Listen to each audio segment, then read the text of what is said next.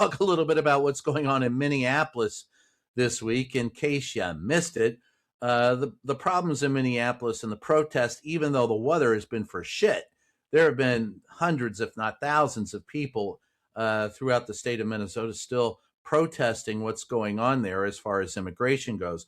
There was a protest in a church attended by several reporters, including Georgia Fort, a local reporter with two teenage girls who makes her entire living as an independent reporter, broadcasting directly to an audience via the internet.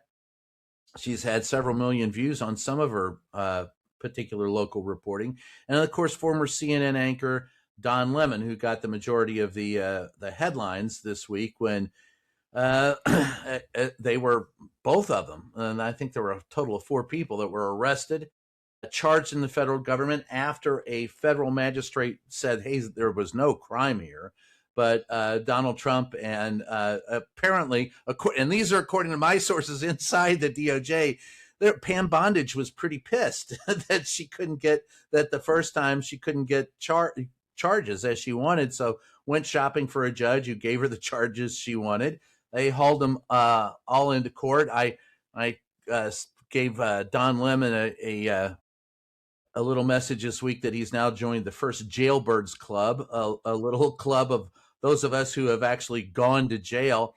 You can debate what you want about the methods that Don employed. You could say, I don't agree with him. But at the end of the day, he was there in a church exercising his First Amendment rights as a reporter, and did report on the events there. Georgia went along and was probably even a little more conciliatory to the group and cognizant of the group and respectful of the group than Lemon was, and she got hauled in. There are those who are commenting that there's no coincidence that both were black. I don't know if that's the case. I don't know the facts of what went down. I just know that this, having gone to jail myself 4 times to protect a confidential source, this is not the type of thing that you want to do to enhance a feeling that we support the First Amendment. Nolan, I'll give you a first whack at that. Yeah, I'm going to, agree. I mean, it sets a very dangerous precedent, obviously.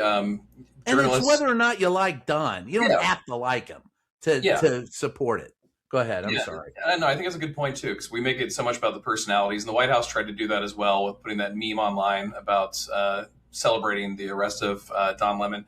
But journalists need to be able to cover events. I mean, journalists cover protests and riots all the time. By covering them, they're not a part of them. It's an absurd association that they're making here. I mean, this is more a point for Mark, but I don't think this is going to stand up in court. I think this is another show from the Trump administration to kind of show their might, signal to their base that don't like, CNN folks like Don Lemon, don't like black women. I think that this will play pretty well. Also, the show of force at the front door with George's house.